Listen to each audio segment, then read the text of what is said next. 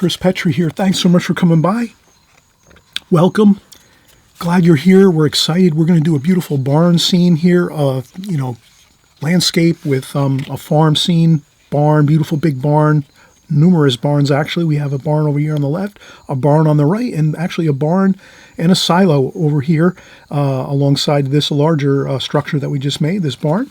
We have some trees, fence posts, a nice beautiful road leading us into the painting, a gorgeous fun scene. You're going to enjoy the composition. We're going to explain every detail of how you're going to get all of your subject matter, your barn and your road and your fence posts and your trees and everything into the picture perfectly. We're going to use a couple different sketching methods that we're going to show you, and then we'll cover all the details as far as your colors for your watercolor, your washes, how you're going to get all the lights and darks in this painting done efficiently. And we're going to just start in 2 seconds. All right, so we just saw our finished painting, and we're going to just work on basic fundamentals here of getting the layout of the drawing. So this is, again, a beautiful barn scene, and I thought that we would actually try to really bring a really powerful dynamic road that kind of leads into the painting. So that's the main thing I wanted to make sure I kind of wanted to emphasize with this painting. And I think all of you out there, I'm sure all of you can get this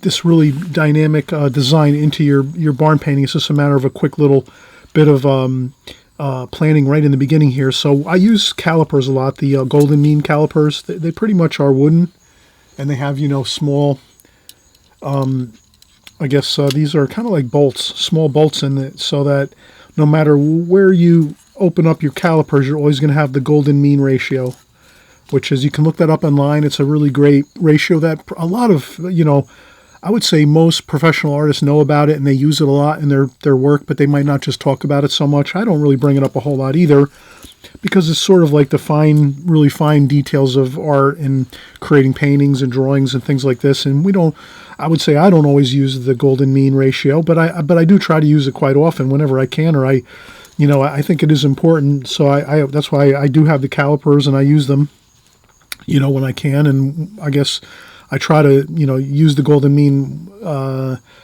many times when I'm planning out paintings, but not always. It's not like you have to do it every time or anything like that. It's just you're the artist. You figure out when you want to use it and when it feels right.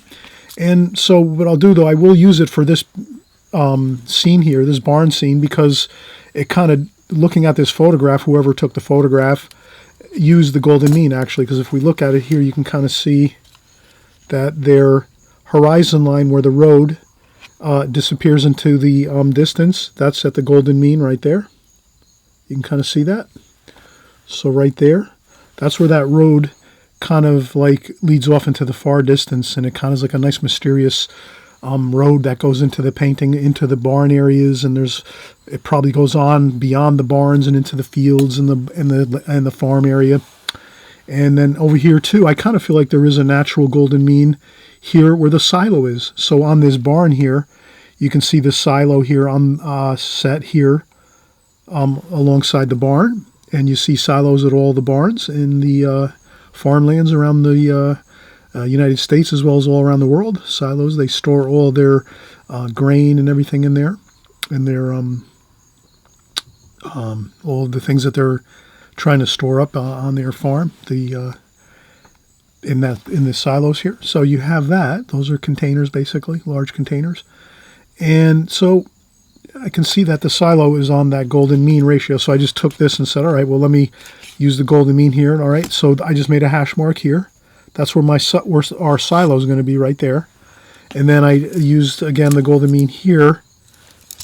And I just said, okay, this is going to be where that road is. So pretty much right here where I make this hash mark, that's going to be where that horizon line is across here, where the grass field is and the bottom of the barn and the road. So that's kind of simple. We use those two golden mean hash marks on our painting, and I think we're fine. I noticed too where the sunlight's coming from, so let's make our insignia, our sunlight, our spotlight there. I'm going to put that right here. So that's where the sunlight is coming from, this way, coming across the picture. And what else do we have? That's probably all we really need to do to start. So, and then at this point too, again, let me mention just a few things so that we kind of I just wanted to mention that I'm using Arches satin paper. I have some satin paper I had in the studio, so I wanted to use it because I really enjoy it. And landscapes tend to really be either rough or satin paper can work great for landscapes. So I have 7 inches by 10. So this is a 7 by 10 Arches, and this is also block paper. So it's a block paper satin. It's the pink cover. So if you're looking at the shopping online on your art store, art supply websites, or if you're looking on Amazon or anything like that for Arches paper, it's the pink cover. That's the satin paper. You can use the rough paper. That works great too. I would probably, a lot of times I use rough paper for landscapes because you do get some really beautiful textures and things with that, but you don't always have to use the same paper. You could do some changing, and then whatever paper you have. I also use Fabriano all the time, and as well as sometimes I even paint on printer paper and so forth to do exercises and things, so I never feel like I'm locked into any one thing. So again, I'm going to use this T-square here, and I'll maybe use the T-square to, sometimes my palette on camera here can be a little bit of an issue, so I just want to make sure I don't, so I'll put the ruler like this across, and this is the T-square ruler, and I can just set it onto that hash mark we made at the golden mean so that we get a nice even, and then the block paper gives you that perfect 90-degree angle, so you can just rest your T-square right on that block like that, and I'll just make a light, like this, a light pencil line. You can probably see that. So that's the first light pencil line I'm going to make, and then the second one is, let's make this second one here. It doesn't have to be perfect, but I'm going to make one here. And again, I'm using my block paper. You can just rest it across there, across the phone, and like that. So that's going to be our golden mean, and that's going to be the silo on the barn. So this is a fun barn scene. No big deal. You're going to do this. You're going to get it done. You're going to have fun with it. You'll do it a couple times, maybe 2 or 3 times. You'll do it again maybe in a couple weeks when you feel excited and you want to do a barn scene and a landscape type scene. And really, other than that, when I look at this scene, I notice there is, so really what we can do now is let's start working on the barn and these other structures that are on this farm here. And I'm not going to get involved in many angles here. I'm just going to basically take I'm going to take that first silo like this and make that first silo just like this along that line. And that's going to be the first structure I'm going to make. And that's really simple. That's basically like a large rectangle with a small arch on it, a small like circular top on it. So that's really pretty simple. So you could just think of this as, this silo is basically a rectangle, a large rectangle. Or you could think of it as like a paper towel tube. Once you're done with your paper towels and you have that tube left over, well, that's kind of like what that is. You know, you can see things as, you know, more like, try to relate, instead of trying to think like, oh, this is a silo and now I'm drawing a silo. It's way less pressure if you just ask yourself, what does this look like? Oh, that could look like a really super large beer can, or this could be a paper towel, the paper tube inside of a paper towel, or a toilet paper, or this could be a large rolling pin for if you're doing baking and you're rolling out some dough and things like that. So you look at things and say, what does it look like? And then think of that versus trying to look at this and say, oh, this is a silo. Now I'm drawing a silo. That puts too much pressure on yourself. Don't worry about that. Look at things as just basic shapes, rectangles, squares, cylinders, because all things are really, I notice I made it a little bit too thin. It should be wider according to this drawing. So I'm going to make it a little wider here. Hope you don't mind if I take some time to do that. Okay, that looks a little better. And then again, I'm going to make a large shape for this barn over here, and I'm going to start it a little bit away from the silo because you can kind of see how there's a little bit of space in between the barn and the silo. And that's a little bit of an angle there. But I wouldn't worry about that too much. Don't worry about these angles. Let's leave the angles out of the equation. So let's come down the barn a little bit and say, well, how far is this top of the barn right over here on this silo?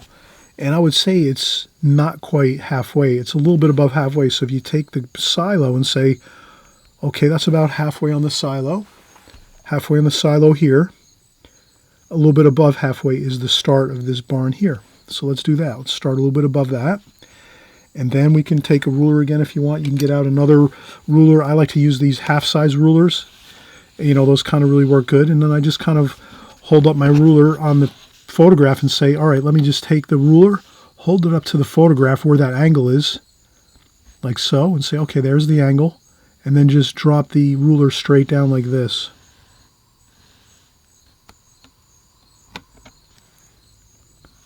And there you can get a pretty good angle if you just do it that way. Or you could take the very, very tip of the ruler like this, hold it on the angle of the roof on the barn here, and then just bring it straight down. Don't move it this way, don't move it up, don't move it down. Just move it straight down at the same time. Everything straight down like this. And you pretty much can get that angle. And I think that is pretty close. That's probably, you know, pretty close to what the angle is. And then we do the same thing over here and we say, oh, well, that's pretty much the same angle there. So if we can just lightly sketch over here and say, where is that angle like that? Yeah, that looks pretty straight. That looks pretty even, I should say. So we have an even pyramid here. You could always, if you want to get your pyramid, your the top of your barn exact, you just come down like this till you get to the bottom of your triangle over here. So if you can think of this as a triangle here, right? So that's one triangle over here, which is right there. Then you can just flip it around and you can measure and say, oh, well, how long is this distance? Well, this distance is approximately not quite 2 centimeters. Does it work better if we use some standard measure here? Well, let's use, 5/8 of an inch.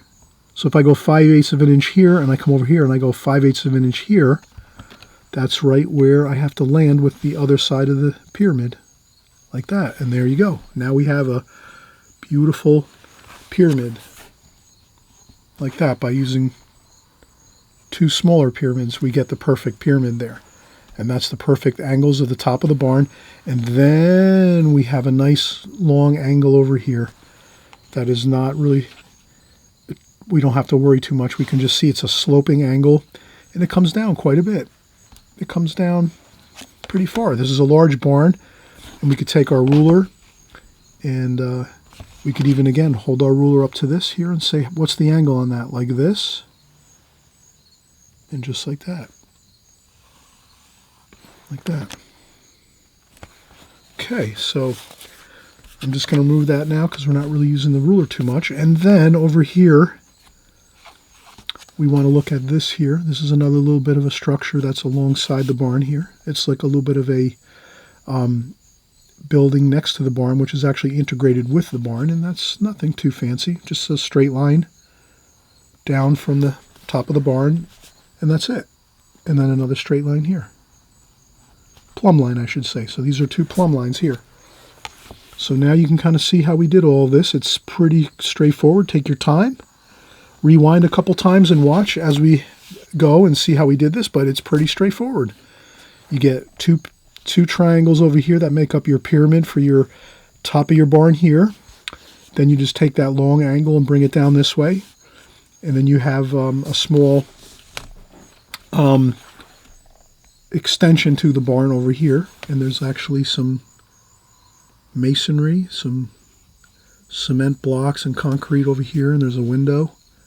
So I'll do that. I'll make a window there and some cement blocks here. And then, you know, let's not worry about these other 2 structures over here. Yes, they're there, but maybe that blocks our feeling of wanting to kind of see through this painting a little bit. We want to see around the barn too. We don't want to get blocked in so that we feel like we can't make our way through the painting. We'll just leave it at this. We'll leave it at this. This small structure over here that is integrated into the barn. Let's leave that there. And then we have our windows over here on the barn that we didn't create yet. Let's draw a light pencil line just so we can get some of those windows on there. So I'll do some of those windows here. They're a little bit higher than this window here.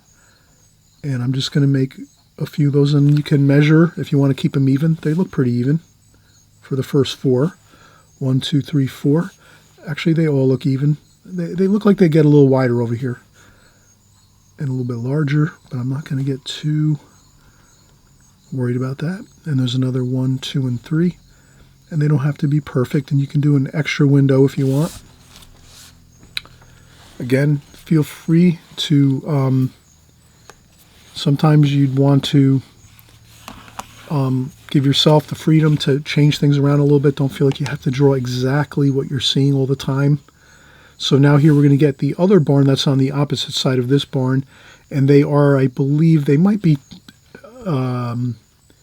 joined together, or they might be separate. They're probably separate, actually, but I can't tell from the photograph. So we will put the other barn in there, though, and that is really quite interesting. It's a little bit, you can see that the other rooftop over here is a little bit below this top of this barn. So we're just going to go a little lower, and we'll get that line going across like this. And it goes across this way like that. And then this line here goes a little bit on an angle like that. Not quite plumb, so not quite straight, a little bit on an angle. This angle here, like that. And then this comes out, this gable of this barn over here comes out further than the silo by a little bit, not much, maybe that much, like that. And then we come down straight like this, and it lands about a little bit below here, so that looks about good. And then we have the other part of the barn here that is here. And then there's another structure over here. We're going to put that in.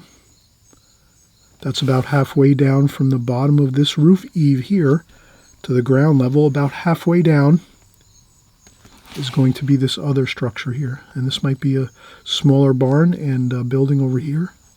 And it comes out here approximately. And we'll just make it one large block like that. And if it doesn't come out straight, you can always straighten out your line a little bit, your plumb line, so that it's plumb like that. And I think that's good. And then we can make like sort of a roof on there about halfway up, if you want to. It's kind of in shadow, but we're going to leave it like this. Then we'll take another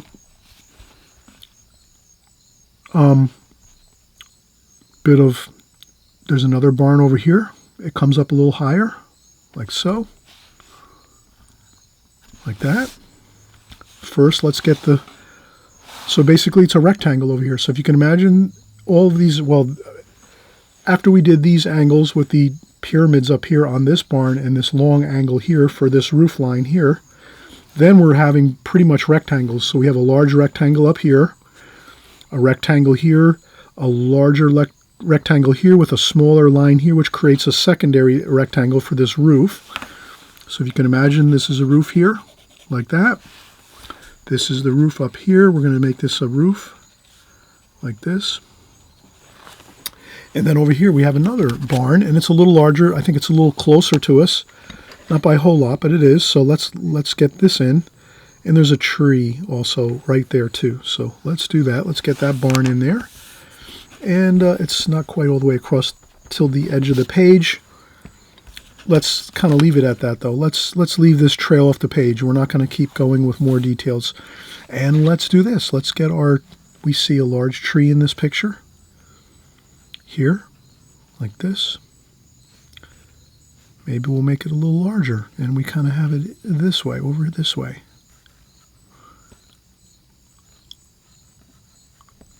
Like that.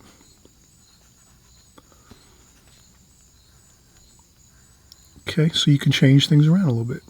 I changed things. I made this tree a little larger over here, and I made it a little more shape to it. This is kind of a round shape, which looks good actually. Let's see if we can make this shape work too, a little bit different. It's not quite as round.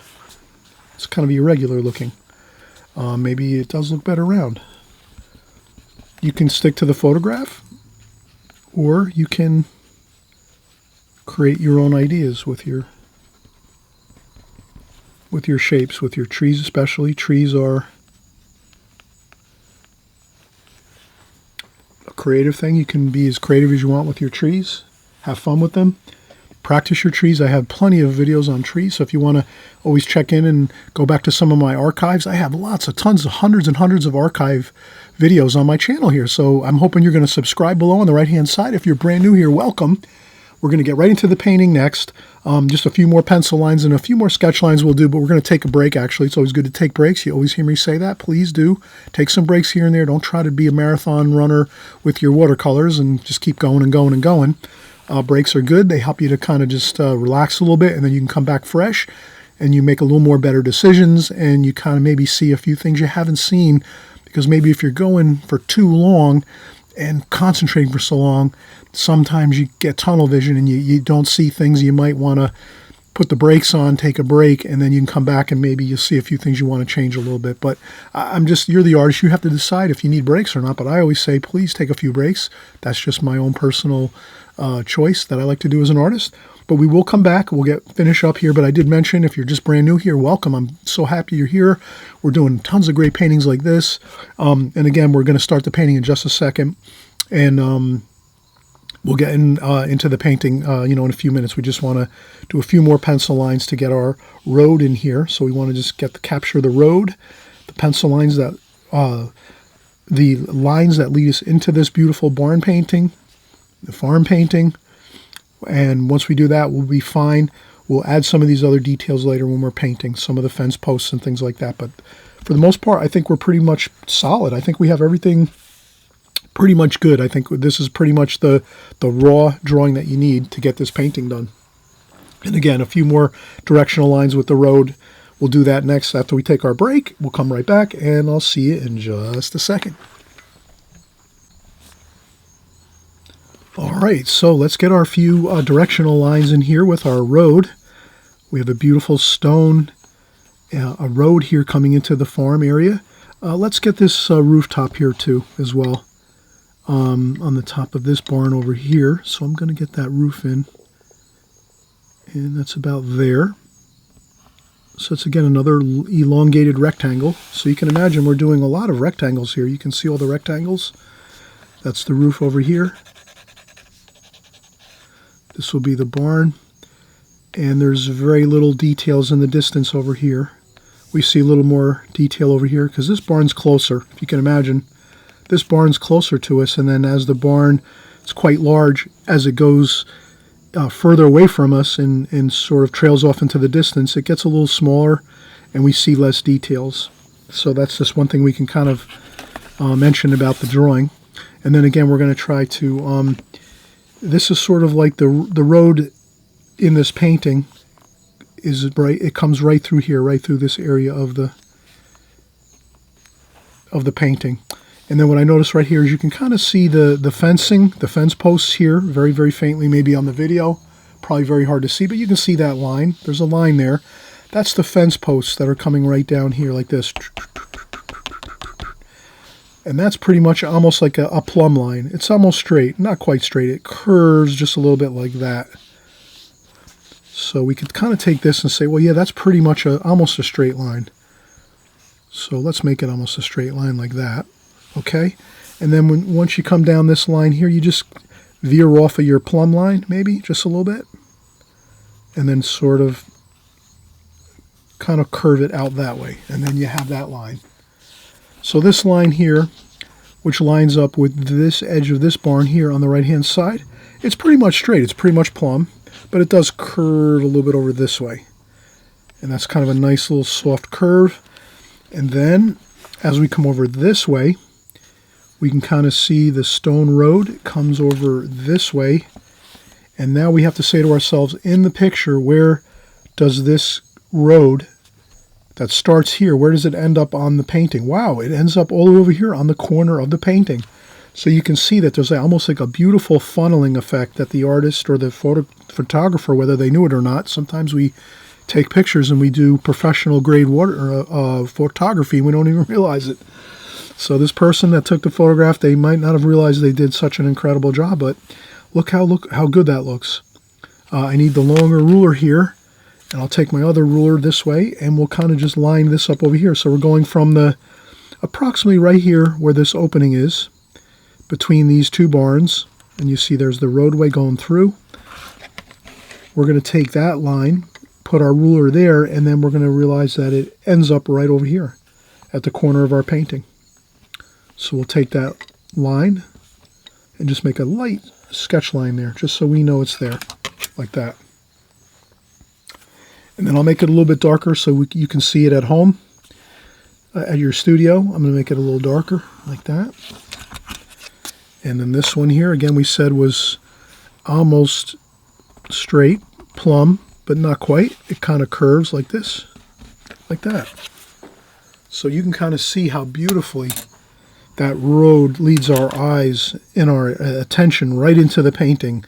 And then we're going to make some fence posts and things, and maybe we'll just put them in quick, just so we can kind of say to ourselves, all right, let's use the photograph, because that gives us great information.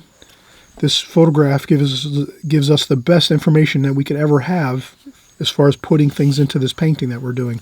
So right here I see there's a large gate that looks sort of like a gate. That might be for the field over here to the left. So we notice that this gate is large, and the top of the gate is right here. It's actually right at the top of the painting, or at the top of the horizon line, which is here across the field in the bottom of the barn. So that's one thing we can kind of trust in. We can say yes. And how far does it go down? It doesn't go down all the way to the bottom of the picture. It stops actually a little bit like here. So if you can see that, this gate stops about here, and it's pretty thick, the post. So this is like a large gate, very close in the picture here. And we see some more details on the gate, and it's got 1, 2, 3, 4, 5, 6 or 7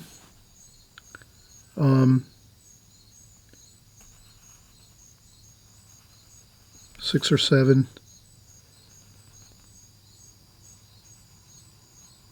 horizontal rails in this gate. So you can just, you get it an approximate 1, 2, 3. Yeah, we'll get about 6 in here. Okay, so that looks pretty good. So we've done this here, and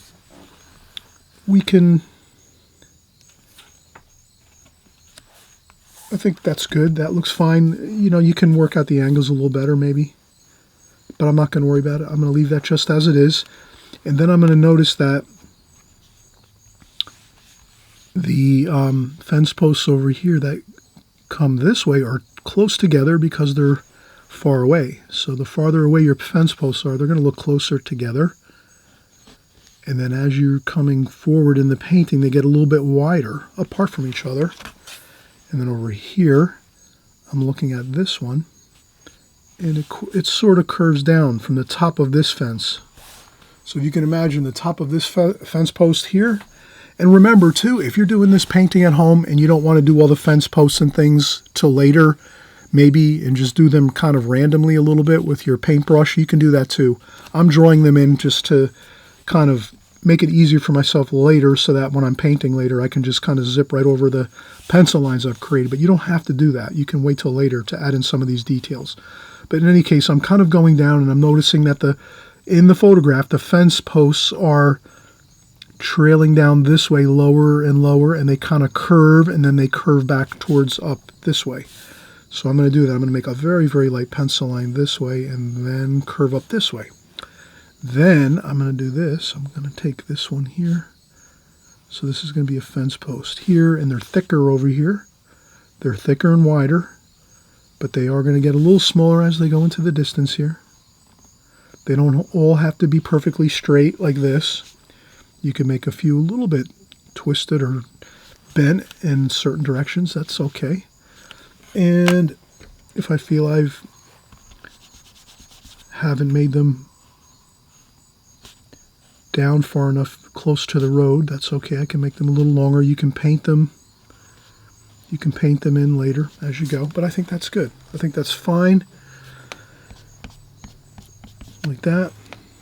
And then there's some darker bushes here, so we're going to sort of make that darker bush area here, a little bit here, just so we have a little bit of that in the foreground here. Like this. Like that. Just have a little bit of what we're seeing here, another little bit of dark bushes over here. So we add in some things that we see in the photograph, but I think that's fine. Over here, we don't really see too much of the fence posts. Maybe over here we see a few. Over here we definitely see a few fence posts over here. So I'm going to put one there, one over here, and then they sort of trail off a little bit. I'll just put a few like this. I'll put a few in like this over here just to get our, keep true to our photograph like that. And I think that's good. And then there's some shadows here. So you can put some shadows where your fence posts are. Just to remember, your shadows are going this way.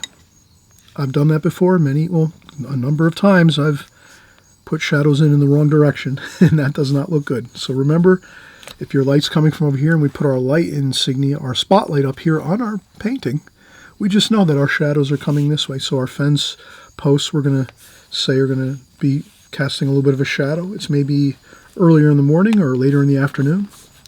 So we're going to have a little more shadowing than maybe we would have if we were in the middle of the day. But in any case, we are really all set now. Let's get to painting, right? We don't want to keep drawing and drawing and drawing and not paint. Let's paint. Let's have a fun time. This barn over here, we're just going to let it be. And we have anything else we need to do? No, I think everything looks fine. We have all the details we need drawn in right now. So now's the perfect time. Again, I like to just take a little quick stretch and just start to think about, okay, what brushes am I going to use? I'm going to start looking around for my brushes I need and pour some fresh water in my container, and let's get started with painting. All right, we're going to get painting right now. Let's start out, and I would say let's use the glazing technique here.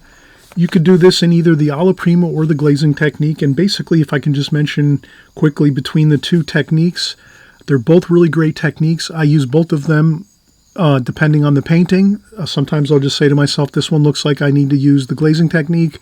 Sometimes I'll look at a painting that I'm going to create, and I'll say, oh, I think I need to use the alla prima technique.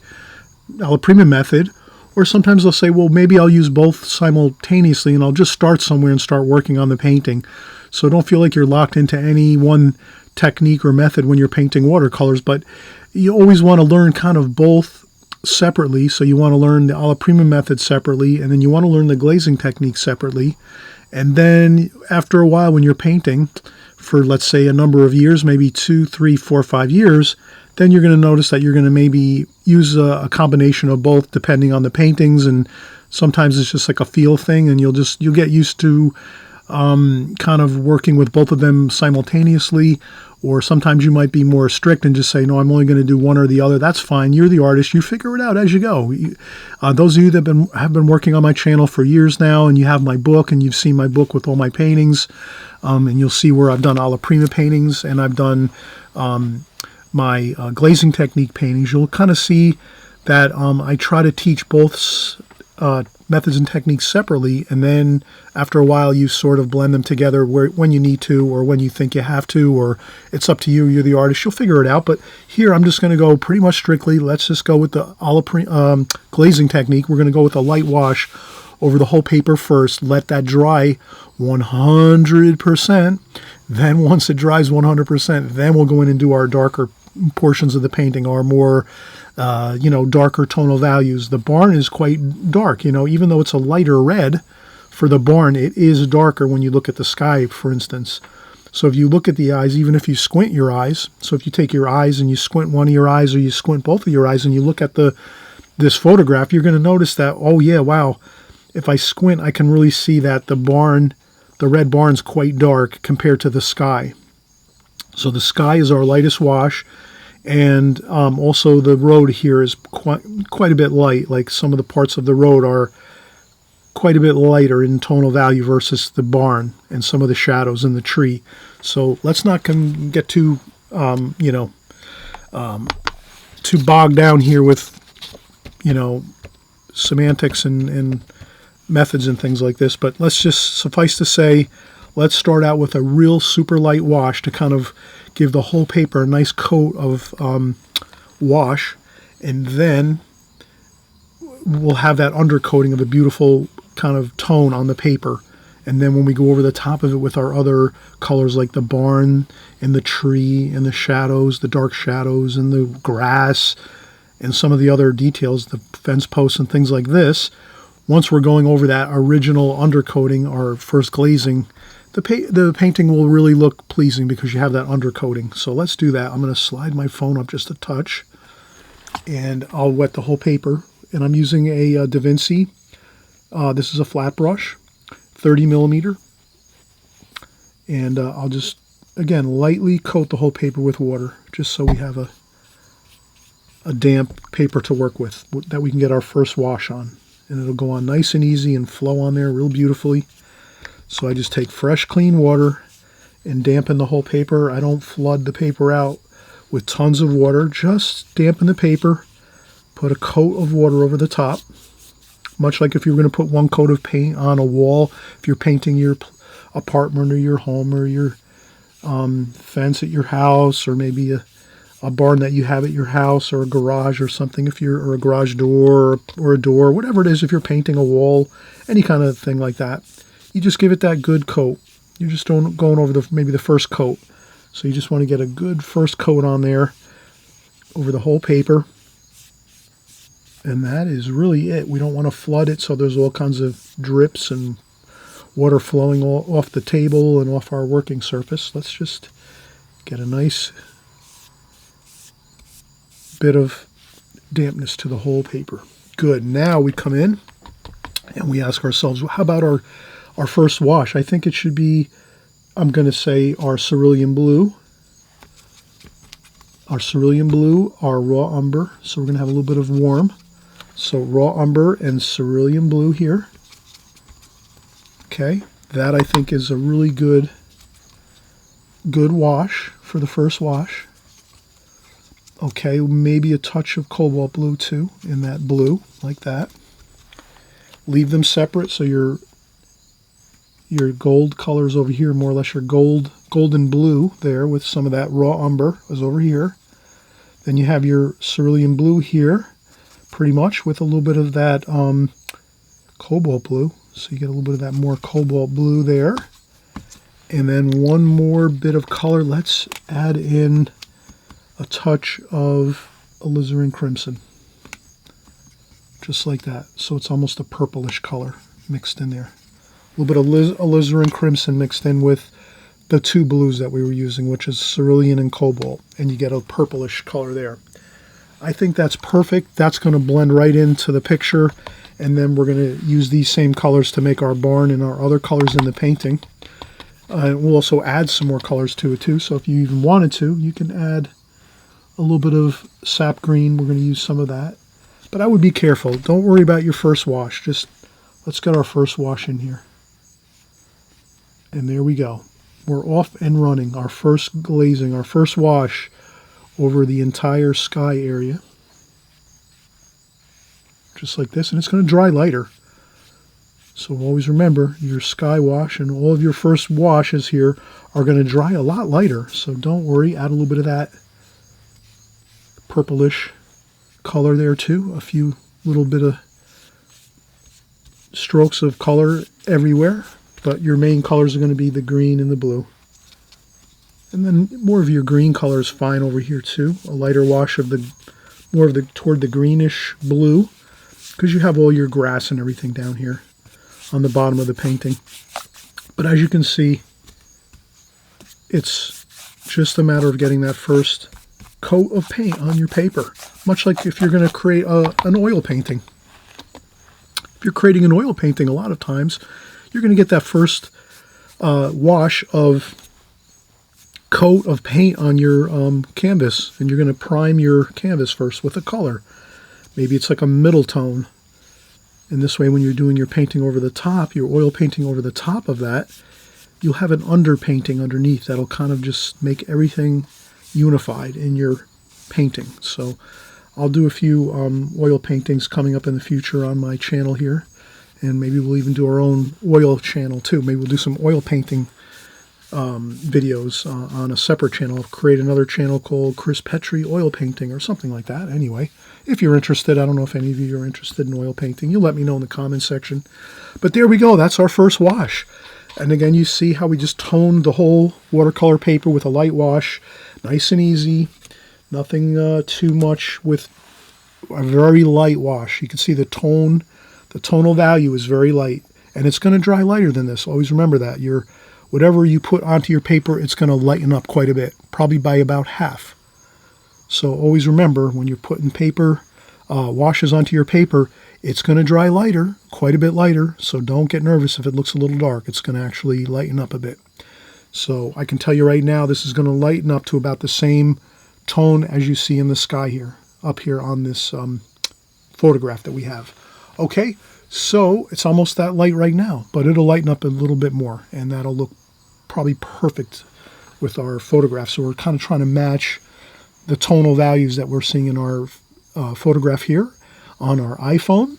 And we'll be back because we have to let this dry. Remember, always your first wash when you're doing the glazing technique, we 100% have to let it dry all the way, 100%. You can use either a blow dryer if you want to get it 100% dry, or you can let it dry naturally 2-3 hours. It's up to you. I tend to use the blow dryer because I'm creating tutorials here for everyone, and I want to try to keep working and keep myself in the same, I'm trying to actually just keep with the flow of the painting and the flow of what I'm doing here. So I'll tend to want to use the blow dryer, and this way I can just dry everything quick and keep with my thoughts and with the painting and everything like this. But if you're working at home, you feel free. You can let this dry overnight and come back the next day and start working on the rest of the painting. That's not going to hurt anything. So always remember, with watercolor, you have a lot of versatility. You can let this dry overnight, come back. You can even let it dry until a week or 2. It doesn't matter. So with watercolors, you have a lot of flexibility when you're doing your paintings. You can, if you're doing the glazing technique, and you can do your first wash and then let it dry overnight for a week, 2 weeks, a month, and then come back and start working on it again, and it won't affect anything. The only advantage you have is if your mind is on this painting a lot and you're working with this painting and we're doing everything at one time like we're doing now, drawing everything, thinking about the painting and all of this, well, it just probably would make more sense to kind of do this more, expeditiously, like the next day or in a couple hours, or if you have a blow dryer, you blow dry it off and you keep working, and that's it. And then, but you have to make those decisions. You're the artist. I'll let you decide how you're going to work your watercolor paintings at this point, but I can already see it starting to dry a little bit, but I definitely want to let this dry, again, 100%. No buckles in the paper, so when I come back and work on this, there's going to be no buckling of the paper. The paper is going to be like a flat drum skin, perfectly flat and tight. And then we can go right over the top and start working our washes for the barn and the other barns in the picture, the grass fields, and then eventually some of the details of the road and the fence posts. So we'll come right back and get started. All right, so now we're going to get started. We'll begin painting the barn. And I guess what I'll do is I'll mix up some colors here. See, I'll use some burnt sienna to start with, and I'm just using a round brush, a number 6 round brush, Escoda travel brush. Actually, it's a number 8. And this is my Charles Reed series Escoda brushes, which are really great. They work excellent. They have great points. And so I'm just going to add some different reds. I'm going to add some alizarin crimson, some burnt sienna, and let's see if I can try to get some a little bit of cadmium red in there too.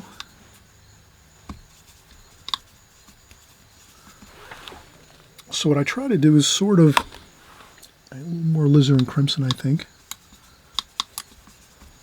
I try to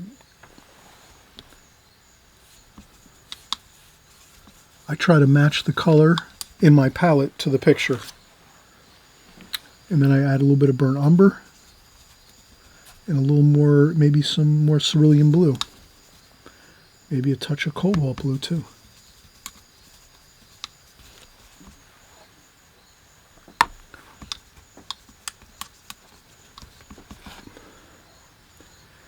And then when I think I have it pretty close, I'm going to go with that. I think this is pretty close to what I'm seeing here. So I'm just going to start carefully getting that wash on. But I want to move somewhat quickly here. I don't want to take too much time. So I'm going to, you can use a square brush to do this or a round brush like I'm doing. There's that little bit of cement there on the bottom of the barn there, so I'm going to leave that. You can paint right over the windows. The windows are dark. They're very dark. They're like almost like a very, very dark black or like a dark, dark blue mixture of colors, but a dark tonal value nonetheless. So now I try to just keep the washes going here. And so I want to just make sure I'm sort of keeping with the flow of things. All right, so I have that. That looks good. And then I'm going to come over here too, and I'll do this side as well of this barn over here. I will go over with a darker wash over the top of that eventually. And the same thing over here, but I'll get this first wash on anyway, just so I sort of set myself up so that I'm making sure I get the washes where I need them to be. I can paint over that tree trunk because that's going to be darker. And there you can kind of see, I'm just going to look at the painting and say, all right, I see the red here. So I get the red there for this barn. Over here, this little bit of an L shape, I have that in there. That's going to be a little darker. You can see here it's darker, but I'm going to go over that with a darker wash. We'll do that next. And then over here, you can see this is all the red. And we have some shadows. We'll do those later. Right now, we just want to get that first, that initial wash on there like we're doing. And I think that's fine. That looks pretty good. And then the next thing we're going to do is we let this dry. We're just going to start to think about what we're going to do next. So right now, since we're going to make some darker washes, we can use a smaller brush. I think we need to use this is a travel brush 2. This is a number 5. Da Vinci number 4 or 5. Yeah, it's a number 4 Da Vinci travel brush. So I'm going to use this. And what I'll do is I'll come in here and we'll use some of this red that we've already mixed up. Like that. So we already have our red for the barn colors. We'll just add some darker darks. So I'm going to add some brown, French ultramarine blue as well. I want to make a little bit of a darker wash. So French ultramarine blue and brown. Get that a little bit darker. Maybe pick up a little more red there. Just mix it in. And let's do that. Let's say over here, this is darker. Let's start getting our darker tonal value that we see over here where the shadows are. So right away we can say, all right, well, yeah, I can see the darker tonal values right now over here. Let's go with the ones we can really identify. Really look at your paint, look at the photograph and say, wow, yeah. All right, I could see the red. We got that first washing of the barn with the red color, that light red. Now I'm looking at another color that's easy for me to identify, and I'm going to work on that next, and that is those really, really darks there you can see. So it's easier to kind of get those tones, those tonal values you can see, the darks and the lights, get those. That's why we do that first initial wash, because we know it's really light, so we can just get that all in there and know that's correct. Now we went in and we got that first wash of the barn. We see that's correct. It's like that reddish, light red. That's good. Now we're going in and saying, all right, let me see. All right, these are the darker darks over here. That looks good. And we didn't go so much with an angle over here, but we will add a little touch of dark there. So I'll just do a little bit of a dark there.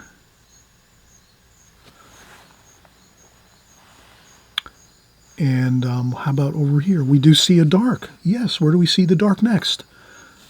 Over here, we see the shadow here. And that shadow is going to look the same thickness all the way across. So let's make sure we hold that same thickness of line all the way across here.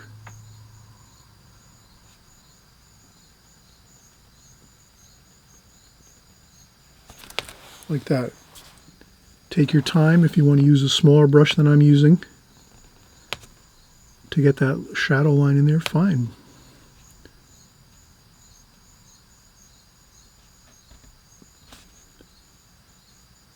But then there we go.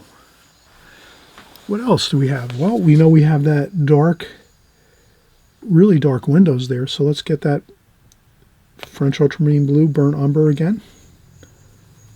And again here I'm using hardly any, you can kind of see I'm using hardly any water. Basically just straight paint, burnt umber and French ultramarine blue, straight paint, no water, just a damp brush. And that's how we get the really, really fine details. We wouldn't want to be flooding like with these big puddles here you see. You can kind of see these big puddles at the bottom of the palette here. You wouldn't want your paint to be looking like this when you're doing your darks like we're doing. Our darks. And you can also dry off your brush a little bit too with a paper towel or a tissue carefully so that you can get these darks with just very little water, almost no water, just a damp brush with paint. And that's how we get our darks in there, and you can see how we can get those in quickly, efficiently. These are the tips and tricks of watercolor you can do. But that's kind of the key, is how much water is in your washes here. So yes, when we did the barn, we wanted lots of, a good amount of water in the washes. But then once we get to these darker darks now that we're doing along the painting, as we're going along here, these are hardly any water, mostly just paint. Just mostly fresh squeeze tube paint, like that. Burnt umber, French ultramarine blue for that darkest dark, and then we get on our barn windows that we see that are very, very extremely dark. Over here, these barn windows. And this too is very, very dark. So you can go over this with a little bit of more dark, which is that straight burnt umber and French ultramarine blue. Like that. Okay. That's really going to add some real zest to your paintings. And you can also add a little bit of darks over here too. Let's do that. Let's add some dark shadow under this portion of the roof over here. Like that. It's not quite as dark, so I wouldn't, because you can look, I'm looking at the photograph and I'm saying, well, over here, I don't see a ton of really super darks on this side over here. Maybe in the tree there's some darks, but for the barn over here, right under that roof eave, there's a little bit of a dark shadow, but it's not extremely dark, but there is some really, really darks here. So let's keep that in mind as we're going.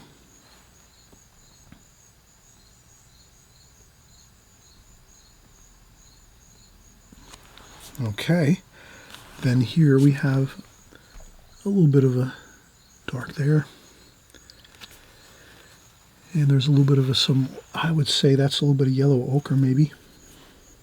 So I'll get a little bit of yellow ochre there.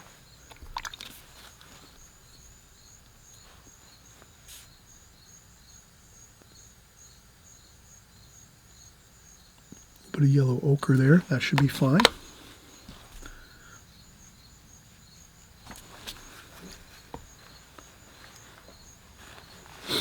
Okay. Now we're going to start to ask ourselves the question, all right, what tones can we start to create next? I would do the lightest light tones. Actually, now that I look at this, I would say let's do a really, really light cerulean blue. Maybe a little bit of the yellow ochre now, that we can mix that into that. Even a little bit of the red. Let's pick up a little bit of red there. A little bit of blue, some cerulean blue. Kind of like a grayish color, like that. And that gives us a kind of a nice light gray.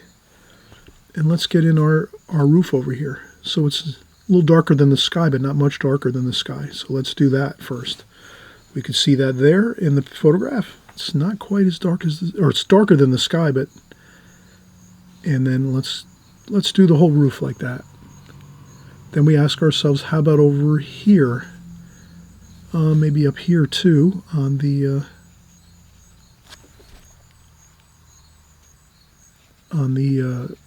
silo. We could just paint the whole silo that same kind of wash.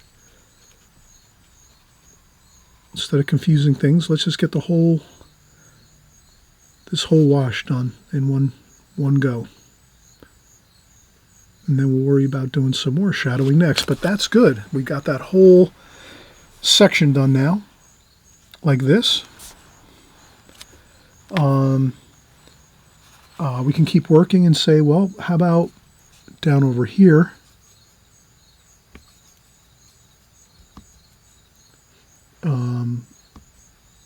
I'll work this color here, which is burnt umber and French ultramarine blue. Add a little bit of blue to that. Some cerulean blue. Maybe a little more burnt umber, just to keep myself on track here. And we'll just do this roof. This roof is quite dark too. Like that. Then I can take this damp brush and just do a bit of a damp brush just to kind of give it a little bit of that roof kind of color there. And then I think this is where you're really working with your tones and trying to capture the best you can the lights and darks of everything. But don't let it drive you crazy. Again, take your time. Work with me. You know, maybe you have to stop the video a few times, a little more than you might think, to kind of keep on track with what I'm doing here. See, it's easier for me. I'm making the video. It's easier for me. I'm kind of going through my normal operation here of painting a painting. You're trying to kind of replicate and do the same thing I'm doing on video, but you actually haven't done it, and you're sort of trying to work your way through it. So don't feel like you have to just rush through it. Take your time as much as you need to, and you can just kind of see I'm trying to get my lights and darks as close as I can to what I'm seeing in this photograph, and that's all I'm doing is I'm just carefully adjusting it, you know, and saying, okay, that's the light red. We got that in first. Well, then we said, okay, well, let's get the sort of overall lightest tonal value or lightest wash for the distant roof over here and the silo. We did that. We made sure we got the darks here of this barn here, over here, and then in this shadow over here, we just made that shadow a little smaller over here, and we made the shadow under the eave of the roof over here on the barn with the really, really dark. So we're just going to keep continuing to keep looking back and forth at what we're doing and say, all right, now we can start to work some more shadows in. I think we have this as dried enough. I think that we can start working in our darker shadows for our silo. So what I'll do is for the silo, I'm going to go with cerulean blue, yellow ochre, cerulean blue, yellow ochre, like that. Maybe a little bit of this, the burnt umber, touch of burnt umber, cobalt blue, maybe a little bit of cobalt blue, and I think that looks pretty close to what we need. Let's add a little water to it, and now I'm going to try to go across and see how well I can do here. So I'm going to do this here.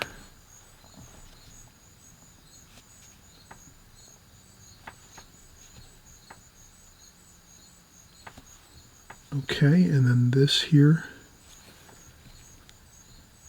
This is all pretty somewhat dark. Maybe I'll go with a little more blue there.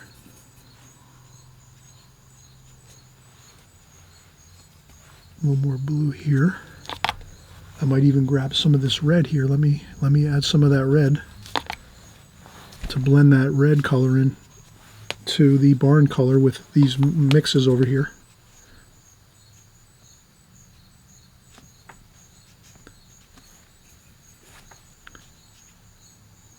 And this is a shadow there.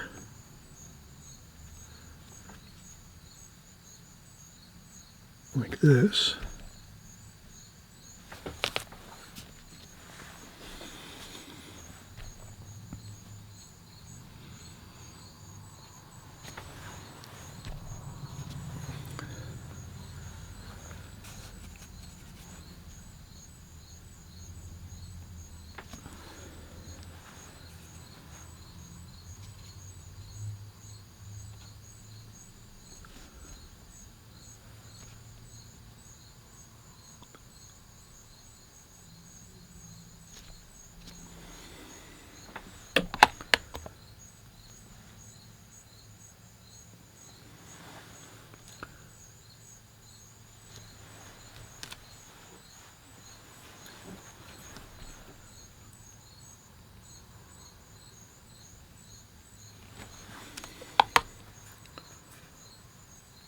Okay, so I think that's pretty good.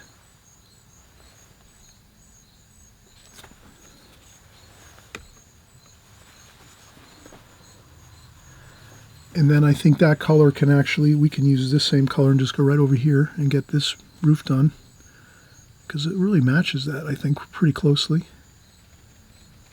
Like that.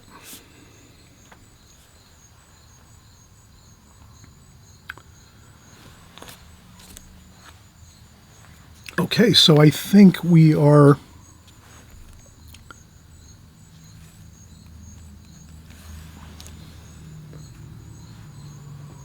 we're looking good here. I will take just a quick break, and then we'll come back and we'll actually start to work on maybe the tree over here, and then we'll start to work down into the grass and the road, and I think we're pretty much will be finished.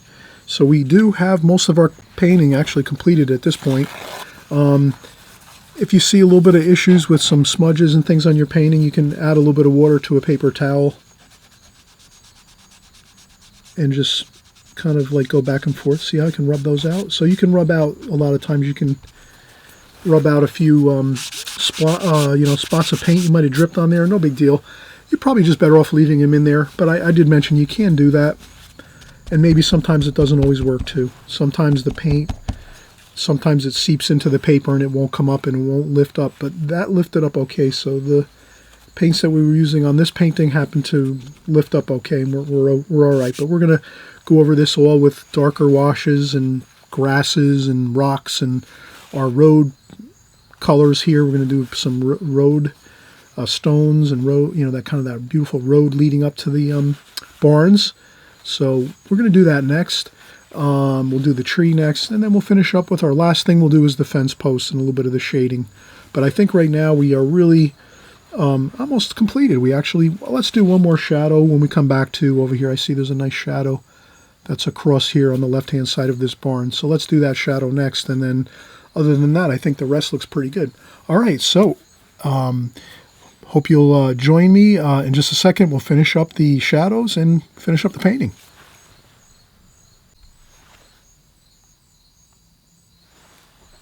Okay, so we're going to do a little more shadowing over here on the left side of the barn. We did mention we forgot about that a little bit. So let's get that shadowing. And we remembered before that we did shadows, we used burnt umber, French ultramarine blue. Maybe we use a little more of that red in there. Maybe a touch of the alizarin crimson again from over here. Burnt umber and French ultramarine blue. We get a good shadow. A little more French ultramarine blue. I think that looks pretty good. And then we say over here, I can see the shadow there. Like that. And it goes about to here or so. So let's take this and go like that. And we'll just get that in like this. Just kind of zip it on down like that.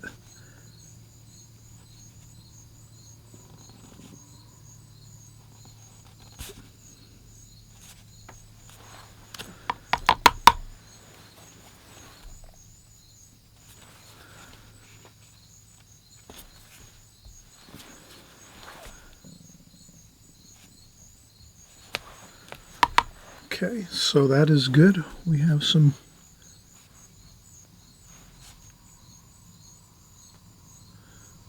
perhaps a little darker there.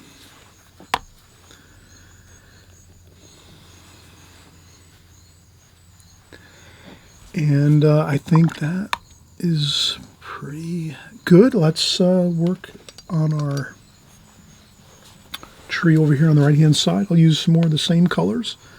Burnt umber, French ultramarine blue, a little bit of that alizarin crimson, and maybe we'll add in some green, some sap green.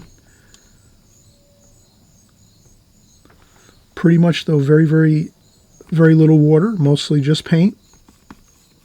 That's not too watery. You can kind of see very, very, just pretty much damp brush and paint, straight paint. Dry off a little. I dry off a little bit of the paint, and this way I can sort of get my trunk of my tree going like this,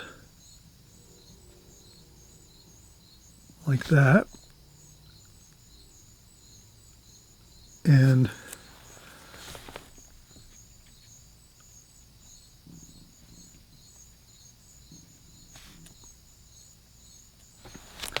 just a few little indications of some of that, the branches coming up. Then I'll come back to my number 6 or number 8, Escoda travel brush here, and we'll make some, I'll go right into here, add some green, sap green, a little bit of raw umber too, raw umber, like that. Then I'll dry off some of the paint off the brush hairs, and what I'll do is I'll just go in a circular motion, and I'll try to just do some circular, and just make a very, very simple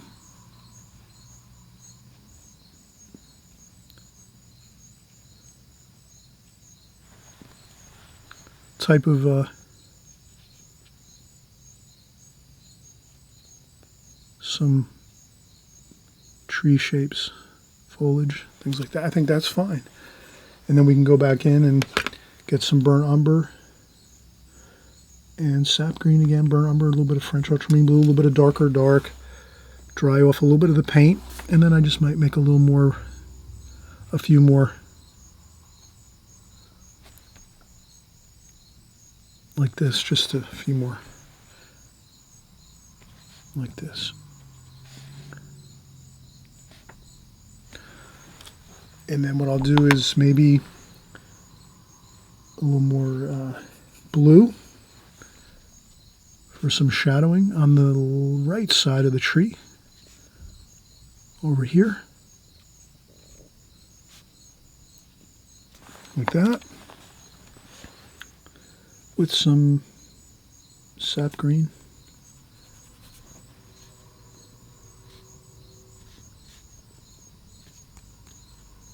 Like that. And then maybe I'll do some splashing, just a little bit of splashing technique there. And then some green splashing too as well, up here. Lighter, a bit of lighter.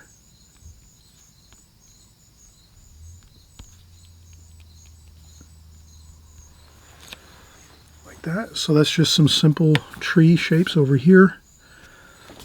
Probably want to do some tree shapes over here on the left side too.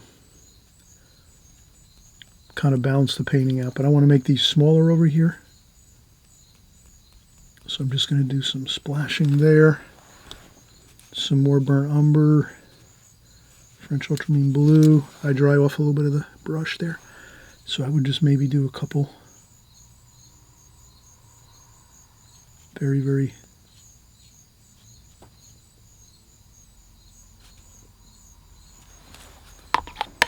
just to counterbalance over here.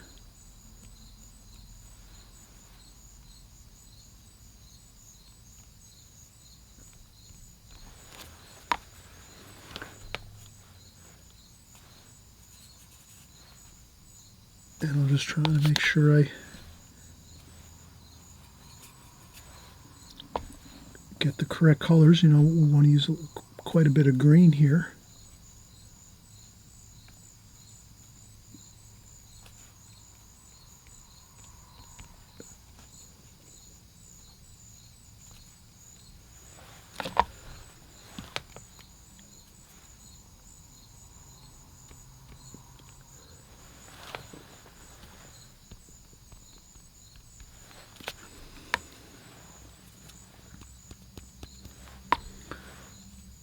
And I just get a little more of that sap green in here.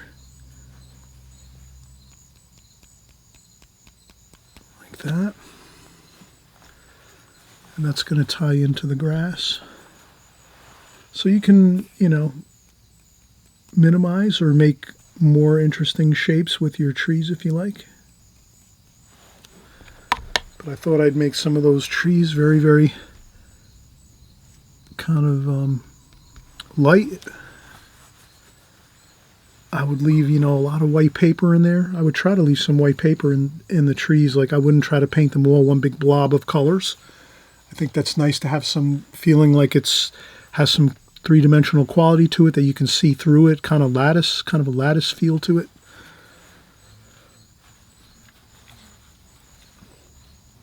And it's going to look good. It's going to kind of, I think, match up beautifully with the rest of the painting once we get the other washes on. So I think I'll go with even a larger brush. I'll go with a number 10 round brush here for the grass. So I'll start to mix up some grass colors. So I'll just use the colors that we have mixed up already.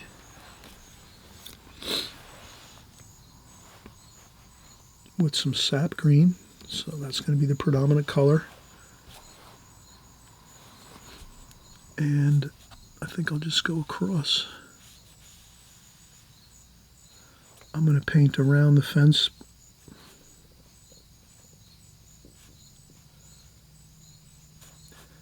So what I'll do is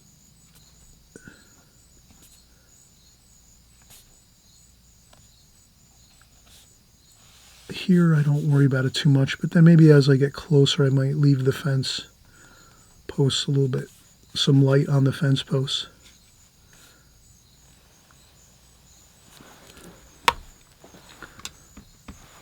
But you can kind of see I'm just gonna, okay, I might leave some light here and there on the fence posts a little bit, but I want to get that wash in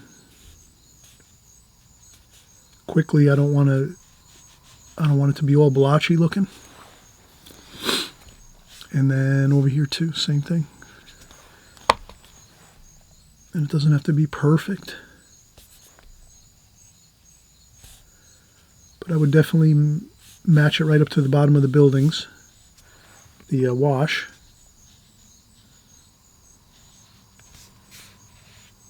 And this comes this way, the wash this way.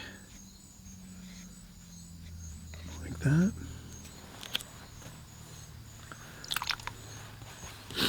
And then I might just not worry about it. I'll just go right over the posts so I don't have any blotchy looking washes over here. Sometimes we just have to kind of sacrifice certain things in a painting because it just winds up, if we try to paint around all these posts, it'll just be a disaster. It'll just go terribly if we sit here and try to paint around all these posts. That's not a good thing. And then I would take a lighter version of this with some raw umber. I would add in some raw umber there, like this. And then a little bit of the red, a little bit of some blue and green. So I'm just trying to make it more of a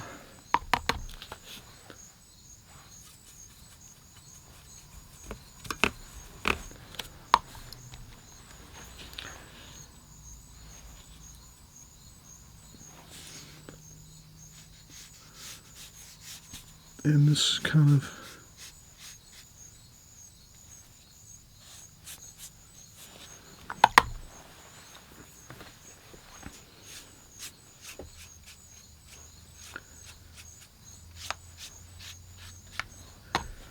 and you'll find that with these large sections you don't want to fuss around too much. You just want to kind of blend it all in together. So I would say this kind of area here, all of this foreground with all of the road and the grass and everything, you want that to be pretty much one wash. You try to break it, I would say, try to break it up a little bit, make it a little different. Like maybe you can kind of see how I left it a little bit lighter where the road is here, sort of like the picture, but I would not sit here and get too much involved with trying to do too much detail in this, because it's sort of, I think the final product is going to look much better if we just kind of get it in like we did here. One large wash basically with a little bit of variation in it, with the road as being a little bit lighter. You can always go in with a little bit of paper towel and lighten up a little bit too. You can do that. You can sort of, like this, sort of scrape, lightly, gently lift up with some paper towel or tissue like that, and then you give yourself a little bit of a lighter tone there for the road going in. And I think that's fine. Now the only thing we have left to do is to put in our eye stoppers, which are our fence posts, and then I think we're pretty good. I don't think we'll do a whole lot more detail. I think this is fine. You can blot up a little bit too on the tree areas if you like. Just a touch, you can blot up a little bit, but I think those look okay. And let's try coming back and just letting this dry now for about an hour or two, or if you use the blow dryer, you can come back quite quickly, and we'll come back and we'll put in our fence, our gate, our fence posts, and I think that should be fine. Maybe a little bit of splashing for some stones in the road here, so that always looks good if we have a little bit of detail here in the foreground. So we'll do that splashing for some more details in the foreground, some weeds, things like that. But we'll do that next when we come back. Let's let the painting dry off a little bit. Okay, and we'll come right back.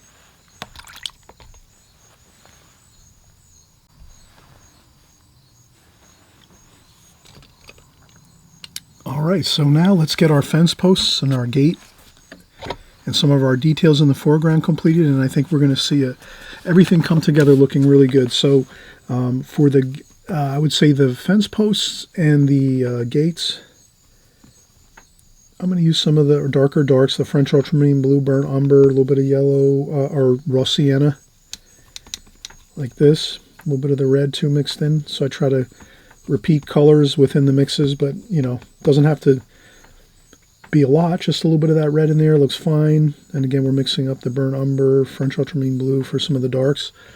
I think that looks pretty good. And we're also going to have this kind of like this greenish bush here. Let's do this here. So let's do burnt umber, French ultramarine blue, and then some sap green. And that looks pretty good. And I'm just going to kind of do a dark over here, just for some scrubbing around here a little bit, like this, and a couple of, kind of lift up with the brush, kind of like some scrubbing upwards, like that, and a couple more over here. So I'm kind of following the photograph here. So there's some more, a couple here and there. And then there's a little bit over here too. Some lifting up of grass and weeds and things. And the more we go into the foreground, the more you'll see more details. So that's where we can kind of take advantage here and just do a couple of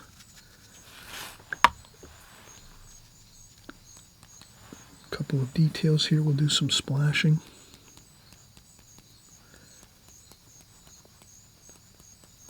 Okay, like that. Just some bits of details, I think, that look good.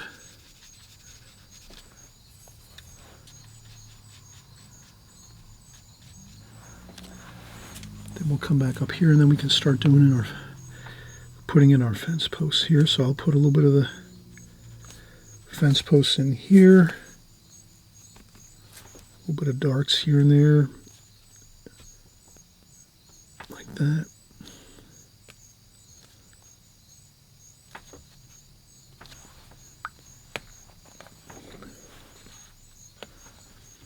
And they get a little bit lighter, the fence posts, as they go this way.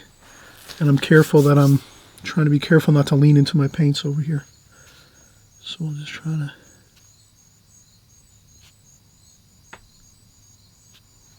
And then if I need even a thinner brush, I use my needlepoint brush here. And this will get us even some finer points here and lines.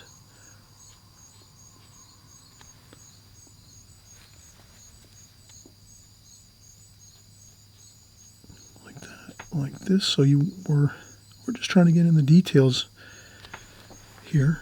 And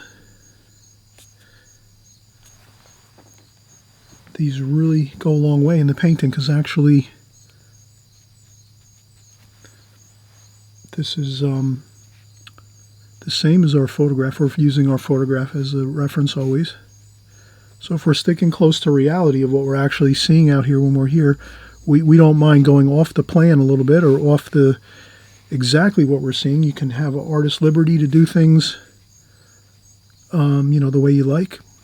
You can enhance your artwork anytime you want to, as much as you want to.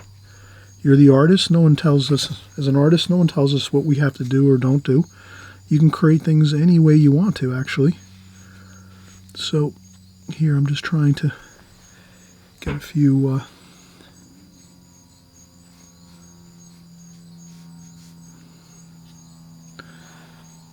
couple of details here. So I'll put in some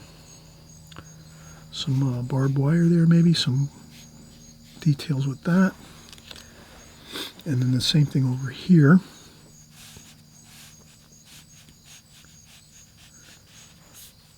Some barbed wire.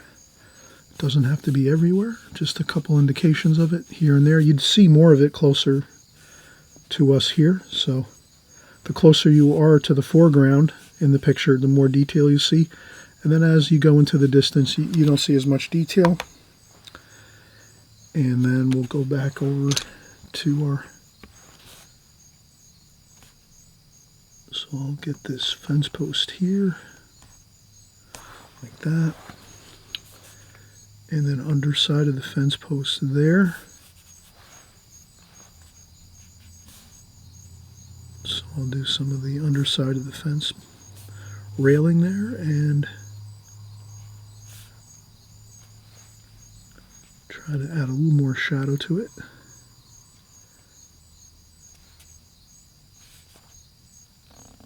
Like this. And then of course, I'll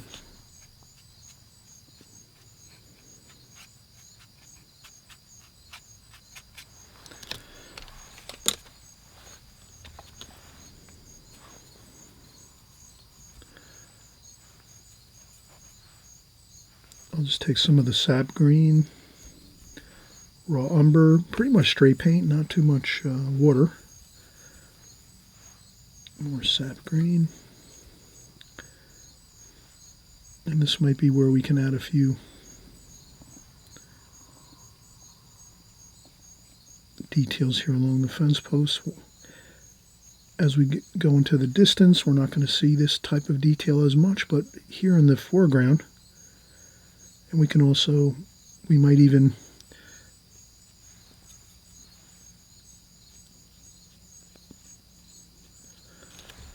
that might be fine. You can even add a little darker darks to that, a little bit of sap green, maybe a little bit of French ultramarine blue, sap green, burnt umber, raw umber, just a little bit of a darker dark, but the same thing, and just a few of those.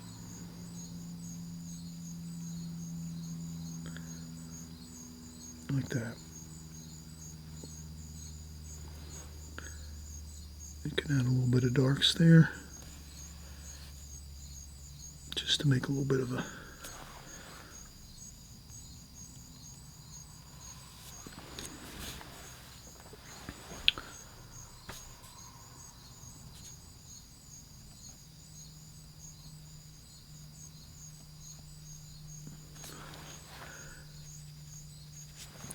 that. Then over here in the distance, we might add a couple of windows. I might add a few squares here.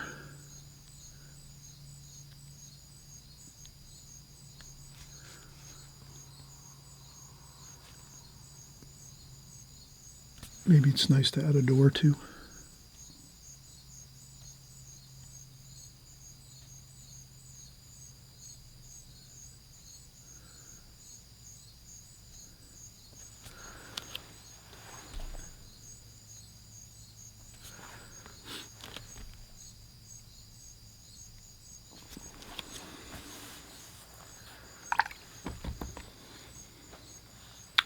And that's about it. I think that's fine.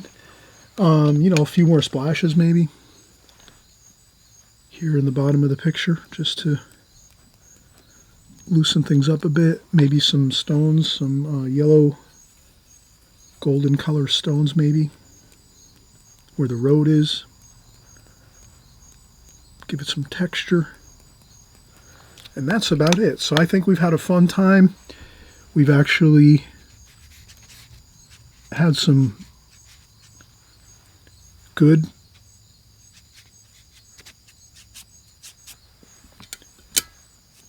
really good practice here on our design of the painting, the washes, the glazing technique. We kind of also did some alla prima technique, as you can probably see. We did paint a lot of things just straight away without really worrying too much about glazings one over the top of the other. But kind of this is more or less a conglomeration of the glazing technique and the alla prima technique. I hope you had fun on this painting. I hope you'll try this one a few different times. I think if you do this painting more than one time, it'll get easier as it goes, because it is a little bit more of some drawings in the drawing in the beginning, which takes us a little bit of time getting our rectangles and some of our triangles really accurate to the picture. But then once that is completed and we have the drawing done, then it's more or less we're keying in on the darks and lights of the paintings and the washes, and we covered all the colors here. So I'm glad you joined along. I'm sure you can do a great job on this and have fun creating this painting. I hope you'll put it in a frame if it comes out really well for yourself. Pin it up on the wall, put it on the refrigerator. Be excited if it comes out really good. If it's not a great painting or something doesn't turn out right when you start it, just take it, put it aside, grab another sheet of paper, and start again. And that's all you have to do. If you have a painting that's kind of going wrong from the beginning and you're getting a little bit like it's just weighing too much on you, that's the perfect time. You just take that sheet of paper and you set it aside. You can always use the back of the paper another time, in a month or two or whatever. But then you just start again, start another one, and it'll be good too, because you'll be doing it a second time from the beginning, which means it'll be a little easier to start from the beginning. I'm not saying anything's going to go wrong with your paintings at all, but if you have problems with your paintings, and I always have problems with my paintings, ever since I started, and even now, I'm still at times I start a painting and it doesn't come out that good, or it starts off the wrong way or whatever, and that's just when I set it aside and I start another one. So again, always remember, have fun with your paintings, and again, if anything goes wrong, just remember you can start another one. Don't worry about it, and we're going to keep coming back week after week, month after month, and year after year here on my channel. We're just doing nothing but working at our paintings, getting better and better. Thank you so much for all your great comments in the comments section, your kind comments, your uplifting comments, and also too putting in some really interesting insights into the comment section, so that other artists that are kind of coming up through the ranks, that are just starting out, they're learning from the things that you put into the comment section, good things that they can learn from that are going to help them as artists. So appreciate everyone's input as we go. And again, I hope you had a lot of fun with this barn painting and landscape style painting. We'll see you soon.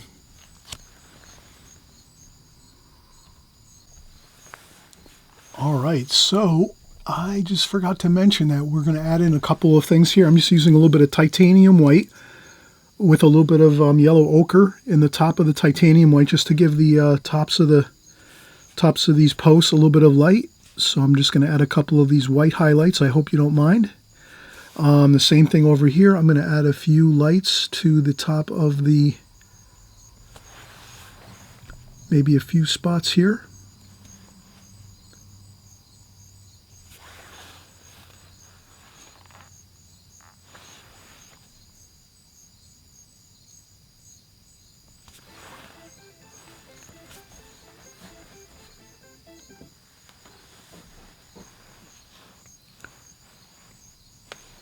Couple of highlights across the top of this gate here. So I'm just adding some of that, again, titanium white with a little bit of yellow ochre. Just a little bit on the tops here. This can definitely add a little bit of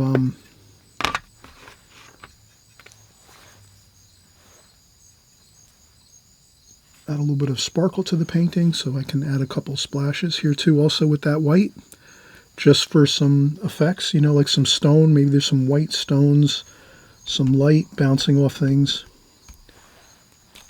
But you'll find a little bit of that white highlight will definitely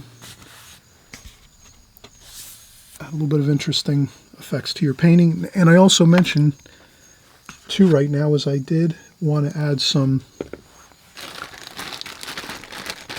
shadowing for the fence posts. We do have shadowing on the barn. So what I'll do is I'll just take my palette one more time, set it down here, and I'll just mix up a little bit of like a alizarin crimson and cobalt blue. So that's all you have to remember is a little bit of alizarin crimson and cobalt blue to make a little bit of a shadow color, which would be like a purple. Maybe a little bit of, actually alizarin crimson and French ultramarine blue really is a beautiful shadow color. And then I'll just try to add some of that here. Like this, just for these posts. Okay, they're not too much here.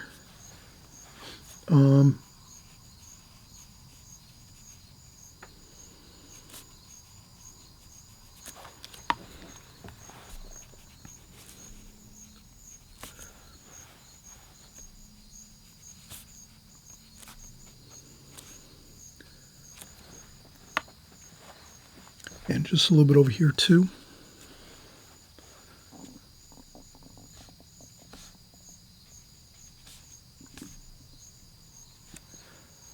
So if we add them over here too,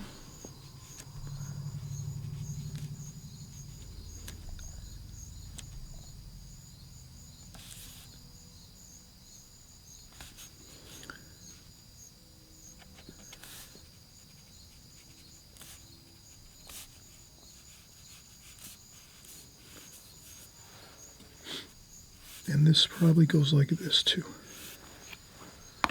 Like that. So you can add a few shadows here and there. We have them in the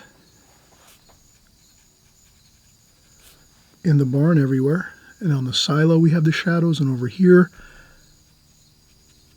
So if we just add them everywhere else, I think we're okay. We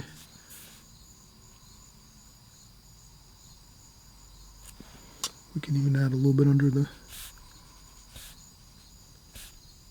like that. Touch of shadows, a touch of white, a titanium white with a little bit of yellow ochre mixed in the top of the paint. So that's all I did, add a little bit of yellow ochre to the top of the paint tube to get some highlights on the tops of the fence, a few spots here and there, but not too much, just a few little touches here and there. And then we did a little bit of the shadowing with a little bit of the purple we mixed with our alizarin crimson that we used and our French ultramarine that we used in the painting. So that makes a nice purple shadow color, and we added some of that to the fence posts, of course, the gate, underneath the trees, just a tiny, tiny bit, just a subtle bit of it. It looks so much better. Don't get too caught up in adding too much, because then that'll really, at the end of the painting, you always want to be extremely careful with how much detail you add. But I think if you just add a very, very tiny bit, a subtle amount of a little bit of lights and a little bit of that purple shadowing, you'll notice that it really does kind of just crispen everything up a little bit more, makes it more interesting, the painting, okay? And read true to the photograph that we used. All right, so we'll be back again before you know it. Thanks again for coming by, and we'll see you soon. Bye-bye. Happy painting.